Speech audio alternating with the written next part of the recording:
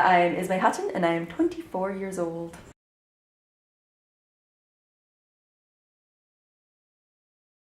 So my kind of journey with non-monogamy started in university when I realized that any partner that I had, I always felt like I was cheating on them without ever cheating on them, in that weird way of anytime that like monogamy came up in conversations and just like, oh, if like we're together, then we're together, and we're solo, and I was always very cool with it, and I always did that. But then it always came to them being just conversations of being monogamous, and people being like, oh, I would never forgive my partner if they were ever with someone else or if they ever kissed someone else. And I was like, I just gotta be cool with it. I don't know. Like, if they told me about it, if they were keeping a secret, obviously I would be like, okay, it's a bit weird you did that. But I could never see myself being really angry about it for whatever reason. And I felt so weird about that. And it was only a little while later that I realized that I kind of wished someone was like that for me as well, instead of just the one way round. And just from then, it was me kind of trying to figure out what was going on and why.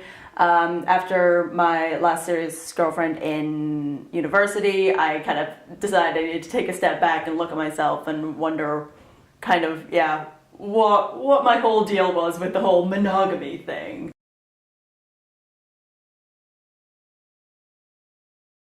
I don't know, like it's difficult describing the differences between forms of non-monogamy because a lot of them have a lot of crossover.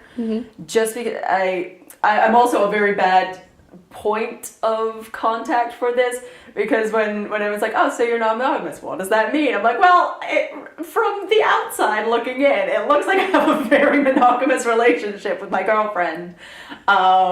But it's just a little bit more loosey-goosey, you know?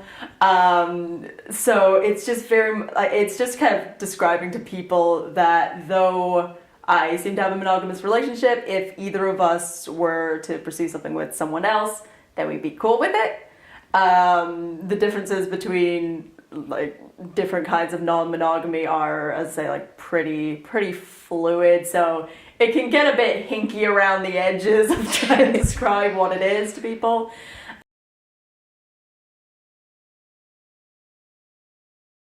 I think that the benefits of non-monogamy just come from a lot more openness in a relationship. Just because a lot of the time, I've always found a kind of weird toxic idea that a lot of monogamous couples like to do a cool game where they pretend that they're not interested in a single other person anymore. And well, I understand, like, yeah, like there's definitely that for monogamous people, there might be that thing of, yeah, you just don't want to be with anyone else. But it can sometimes manifest into, no, I have no interest in anyone else. I don't even find other people attractive anymore. What are you talking about? And that's just strange to me. Like, I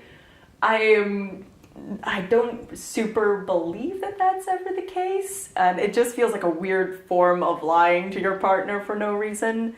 It's just the openness there that I've always really appreciated. It's not like a judgmental, oh, you thought that person was attractive, what is it about that person, do you want me to change for that? It's acknowledging that there might be other people out there for your partner that are better suited for them in some ways, but also realizing that you are good for your partner as well.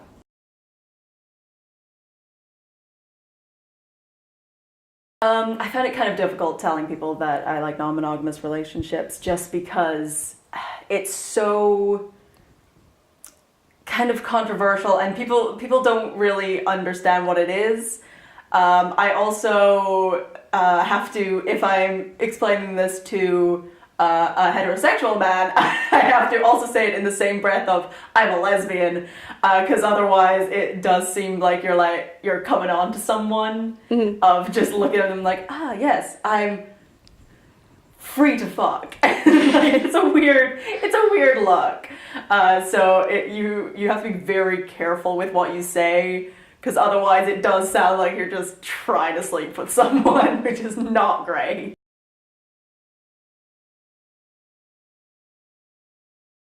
it's definitely a societal thing of going anything against the norm is a little weird for people, and it takes a long time for people to get used to things that are different from what they're used to, and it sucks and it's annoying and it gets better a little bit every day, but it's always very slow going, and there are certain things that it will take a little longer for people to fully accept than others. Like like people are a little bit more willing to accept like homosexuality because they're like, okay, I get it. Instead of liking this gender, you like this gender. Then you throw bisexuality into the mix, and they're just like, I don't know, no, you can't like both. That's weird. I don't like that. Don't like that one at all. And then, throwing out like, oh, what about non-monogamy? It's like, oh God, you're testing me now, though.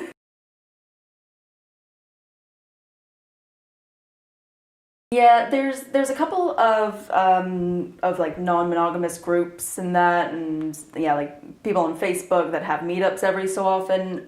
They're very well regulated, though. It's very hard for someone outside of the community, and sometimes people inside the community, to get into them, just because people are worried about what the idea and the perception of non-monogamous people are. Like, it's not, oh, let's just invite someone in because they I don't know. It's a very strange system of making sure that there's no one that's coming in to experience our world and just think that it's because, we're meeting up for a coffee and then a gangbang. Like, there are certain groups that you can talk to people and like share your experiences, which is nice, but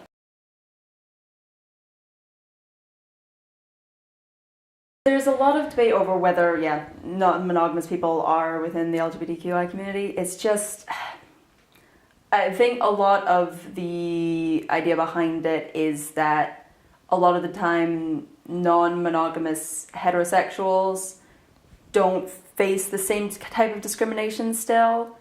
Whereas non-monogamous gay men receive quite a lot of discrimination against it because, it's the stereotype of the promiscuous gay man.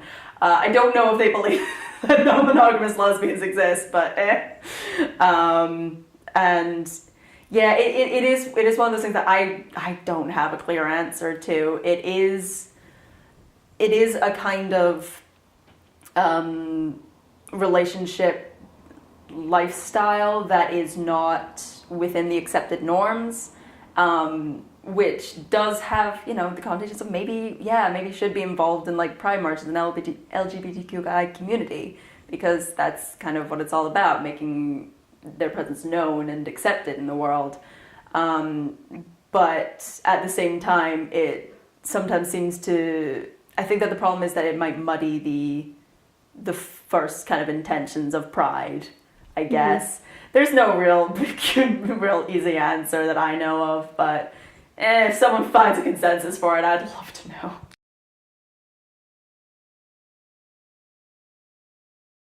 I can only hope people will start to accept anyone for the way they are. It's why people march and protest and be who they are unashamedly. And if there's no hope, then oof, that's just a grim world. That's a grim world we're going to be going into.